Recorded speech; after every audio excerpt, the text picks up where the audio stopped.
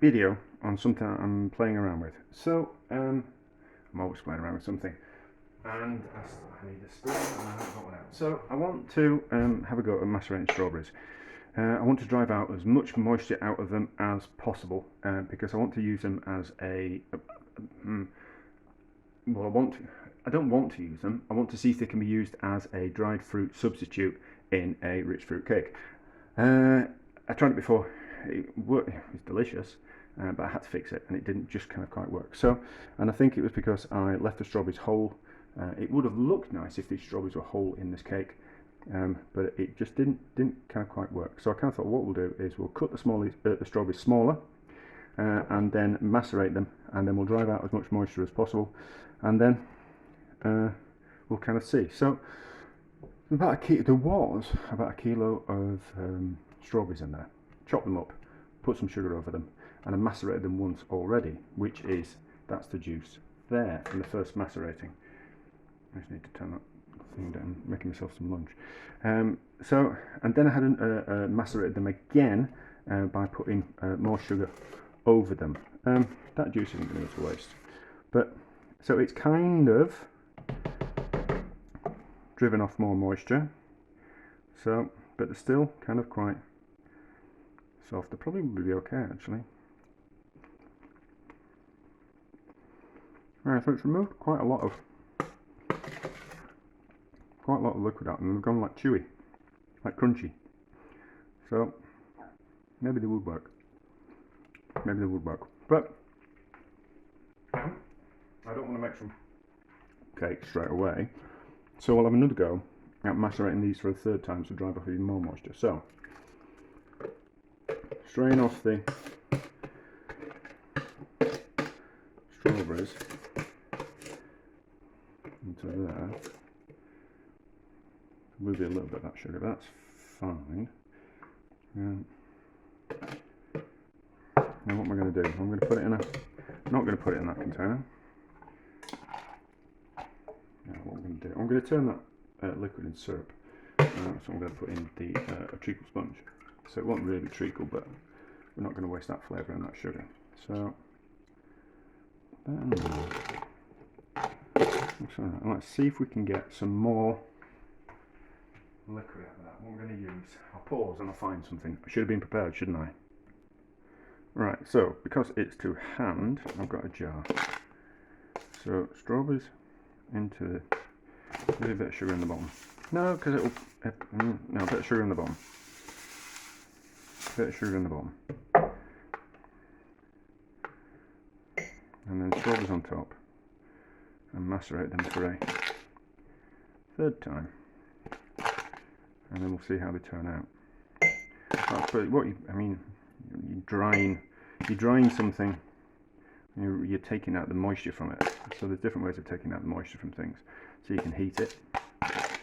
A gentler version of heating it would be to dry it in the sunshine, or you can use something that kind of draws out the liquid from it, something like salt or sugar. So, and because we're potentially going to be using this in a sweet cake, we're using sugar for this one. So that of there. That's that little strawberry. That and there. And then sugar on top. And see what happens. Put plenty on, because that'll soak down. So I'll shake it a little bit. I mean, what might happen? These might start to crystallise, which would be kind of quite interesting. We'll see. So sugar on top, which will be interesting in itself, won't it? So we actually, if we make crystallised fruit by not cooking it, by just adding sugar and then adding more sugar and adding more sugar, that would be kind of quite interesting. So put a lid on it, and we'll leave it in the fridge for a few days, and then it won't start fermenting in the fridge.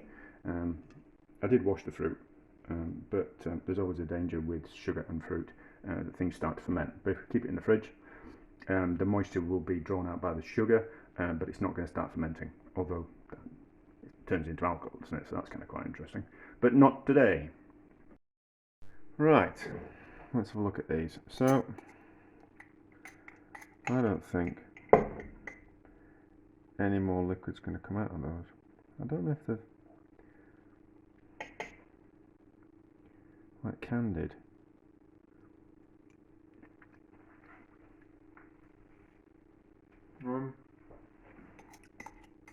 So I was kind of thinking if they haven't saturated it in complete, they haven't become completely saturated in sugar.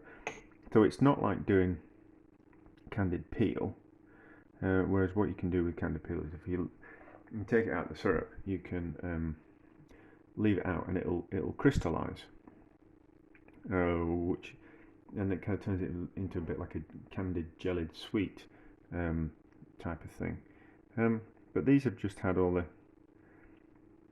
excess moisture pulled out of them. And I suppose you're just left with the fibrous fruit. Well, the fibre that's in the fruit, the fibrous part of the fruit. So what am I going to do? I don't think they'd crystallise. If I was to leave them out on a tray, I don't think they'd crystallise. I just think they'd either dry out or go bad. So I don't either want to do those. But I think they will. I think we can strain those now. So there's something quite squishy. I think we'll be able to use those as a dried fruit in part now. So not like we won't be able to make like a whole cake out of those type of thing, out of that. We'll be able to use that as part of a fruit to go in a fruit cake. But so there's no sugar in the bottom. So what we're gonna do. I'll tell you what I'll do. Let's get a bowl and and we'll sieve those out. So we won't run out. Suitable kind of sieve. That'll do the job. And then we'll strain off the syrup from the fruit. And then we'll be able to have a look at it. So we'll leave it to drain. Have a look at it. So it looks alright. Looks alright. We'll pick out any bits of sugar tomorrow. So what will happen is we can move it around and that'll speed up the process, but I don't really want to break it up. So we're left with that's quite impressive, just to look at the syrup under there. So can we see that without? So you can just see the syrup underneath. So that's a really dark syrup. What does it taste like? Strawberries, obviously, but like sweet strawberry syrup. That's really intense, is that? That's kind of a little bit jammy. Anyway, so we'll let that drain and then we'll have a look at it once it's drained. There's still quite some bits of sugar in the bottom there. So that's kind of quite interesting that we've left it for quite a long time, and it's pulled lots of the moisture out, and also the syrup that we're left with. Just doing a bit of washing up. Always doing washing up. Maybe if I did smaller bits of washing up, then I wouldn't be have like huge amounts of washing up at the end of the day. So the syrup gets more intensified as it pulls more of the strawberry liquid out, and then we're left with that. Oh, so that's kind of quite tough. There's that one. So that's almost gone like a bit like a dried fruit. So excuse fingers. But I think they'll work well. I think so. Obviously, the smaller you chop it up and the longer you leave it in the syrup, the more liquid's pulled out of it. You might need to do it a couple of times. And then we're left with essentially dried fruit, because you've pulled moisture out of it. Would you class it as a dried fruit? I don't know. But we've sucked the moisture out of it, and then we've got an intense strawberry syrup. So that's kind of quite interesting. It's certainly a way of preserving strawberries and getting the syrup out of them, and then using up the strawberries in something else, which we'll do. So, but we'll have a look at them. Must have drained a bit. Let's see if they crystallise. And then we'll probably just put them in the cake. But interesting, and it has given me another thought about something else I wanted to try. But anyway, interesting. I'm kind of a bit of a waste of strawberries if strawberries are expensive. But if you get your hands on loads of cheap strawberries, kind of something to do with them. Right, so they're drained. They're quite dried, and I don't think they're going to crystallise up. Maybe we coated them in sugar, and maybe that's an experiment for another day.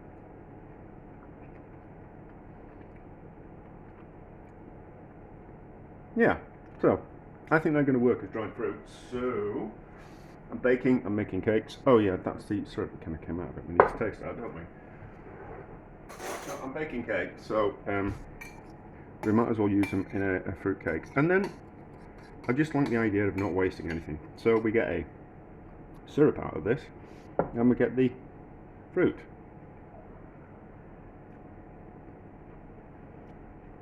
That's like a really, really, really nice strawberry syrup.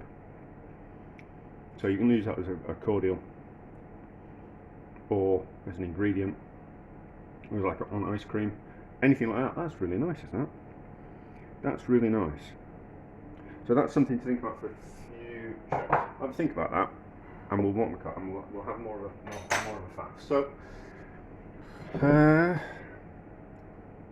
standard cake recipe. So it's 1 egg to every 2 ounces of butter, sugar, and flour. I'm going to do it in a rich fruit cake, so I'll put the recipe in the description. So this is a 3 egg, well, it's about 3.5 egg, because I've been faffing around with other things, and then I'm going to use that. I thought about making 2 cakes out of that amount of strawberries, but then I kind of thought, no, let's just make 1 cake, and then we can properly see the strawberries in it. But I don't think I'd just use that as a one thing. I think I'd use it as part of other ingredients, so other dried fruit. So I've got some odds and sods from around the house. So we've got some of the dried, no, it's not dried, it's candied orange peel that I made ages ago, which I've still got, which is delicious. And then got some dates which were in the cupboard, and we've got some sultanas. So it's just mixed fruit, and it's always what I've got, or what's cheap, if I'm honest. And then so strawberries can go in there. So when the recipe says dried fruit, it's what I've got. And in some of the supermarkets, when you spend a certain amount of money, they give you a free gift. So like Lidl give you a free gift if you spend a certain amount of money. So what I always do is see what the free gifts are, and if it's like snacky things, and some of the snacky things are actually dried fruit, I always make sure I get them, and then I just put them in the cupboard. And then next time I make a cake, I've got some dried fruit. So they are just free dates that I got for spending a certain amount of money at Lidl. So there's some spice in there as well. It probably could do with some more fruit in than that. Okay, so let's just check this. So I'm making another cake, so I'll put the other cake mixture in there. So let's just, I might be able to put some more fruit in this. Maybe not. Well, it's a warmer day today, so it's probably just mixing a lot easier. So does it look like it's the right amount of?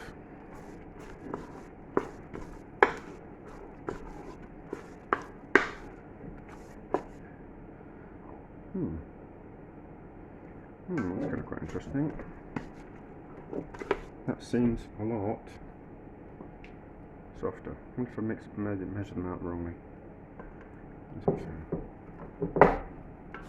Nah, it feels about right. It feels about right. So I might as well fill them both at the same time. Sticky fingers. No, we've got some. I've got a cake tin already. So it's always 3 eggs in these cakes because they're of a certain size. And then I've triple lined it with baking parchment. So we're going to see how much this fills in.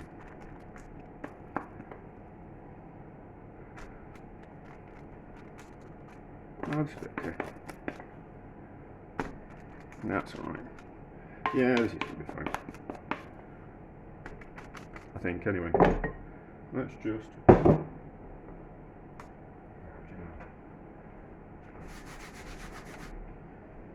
thought the other one. We do the cake mixture. This video's going to be longer than I always want, but yeah.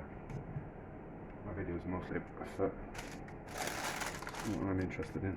Although I did have a conversation with my sister last night about something which kind of made a lot of sense about why I do things. I went out for dinner with my sister and my brother-in-law, and we were talking about the reasons why we do things. I kind of broke it down why we are the way we are. I think this just feels tougher because it's got a higher ratio of sultanas in it. I think that's why it just feels a little bit stiffer. Yeah, so it was kind of quite interesting, and I am the way I am. Like we all are the way we are for lots of different reasons, but it kind of became, the way I was thinking about it was, it kind of became apparent that the way I make videos is I'm interested. Like, I don't just like the idea of someone saying to me, this is the way we do something and it's always been that way and we've never done it another way, and they don't know why we do things in a certain way, but we just do it this way and it works. Whereas my brain is kind of like, well, that's not a good enough reason for me. I need to understand why we're doing it a certain way, and do we actually need to do it that way? Is there a better way of doing it? Is there a more efficient way of doing it? Or actually understanding why we do it. So, and I always think that when I'm making videos, I think my way through things and I try and answer the questions that I would ask someone if someone was teaching me how to do something. So if we're making a cake, all the questions that if I was the first time I was doing something, all the questions that, all the questions that I would have the first time I was doing something, if I was being taught by someone, a professional who knew how to do things properly, I try and answer those questions. So, just to protect the cakes, what I always do is I always put a bit of greaseproof paper over the top and wrap it round, and then that just protects the cakes from getting burnt on top. So they're going to go in the oven for about 3 hours at 140 degrees, and then we'll see what they're like when they're ready. But I think they're going to be really nice. We won't taste that one, we'll just taste that one. We just have to remember which one puts in. So if I remember that one's in that side of the oven and that one's in that side of the oven, then I won't get confused and I won't cut into the wrong cake. But I'll just have to eat that bit of cake, won't I? Might get them mixed them up on purpose. I forgot to add. Yeah, so I didn't have just quite enough butter to make this cake. So what I did was I used ghee as well in the cake so it was mostly butter, but I put in some ghee as well. And then what I worked out is that like butter isn't a solid, butter isn't a 100% solid fat. It's got 20% worth of whey in it as butter. So if you're going to use something like lard or ghee in a cake, you need to compensate for that 20% of whey. So what you do is, if you're using, if you need to use like a kilo of butter and using ghee, you actually use 800 grams worth of ghee and 200 grams worth of water. So it was just, well, I did that with lard originally, so I presume it's going to work with ghee. And I did make I reconstituted ghee back into butter by adding some water to it, and it worked. So it should work with cakes. But that's just kind of, for me more than anything, just out of curiosity. So if the cakes fail, it's because I've messed it up with putting some ghee in and a little bit of water to kind of compensate for butter that I didn't have. But I just need to add that, otherwise I'll forget and I'm burping. But anyway, so fingers crossed they'll turn out. But I did. I'm doing so. I think it will work because I did. I made an extra bit of cake mixture and didn't put the fruit in because I've got another thing that I'm going to try out. So that's the cake mixture. So I made a 10 egg cake mixture and then took out a third of it and baked it into a cake here, and then the rest of the cake mixture I've turned into those 2 cakes there. So I am faffing around like you wouldn't believe on a Sunday morning when I really should be not doing anything and relaxing and then going out for a coffee with my mum. But anyway, so we'll see how it turns out, but I think they'll be okay, even though I've substituted a little bit of butter for ghee. So I've just given it half an hour longer than usual because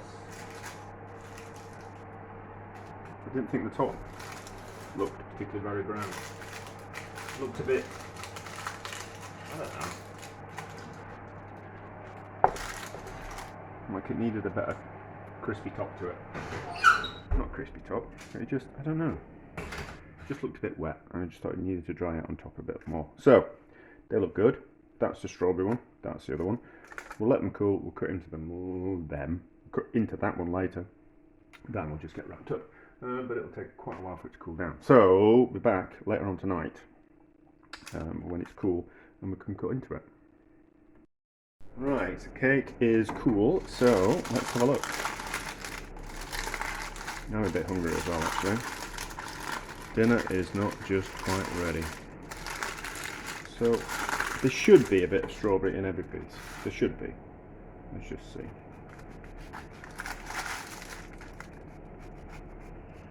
And it looks like using the ghee and adding a bit of water's worked, so that's okay. Now there we go.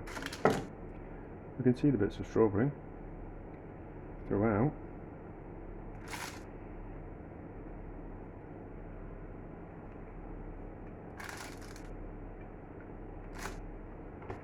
It worked. It worked. A success on the strawberries. Well, we have got a use for the strawberries if we want to macerate them and get the what we call it, and turn the syrup out of them. But there we go. Very nice.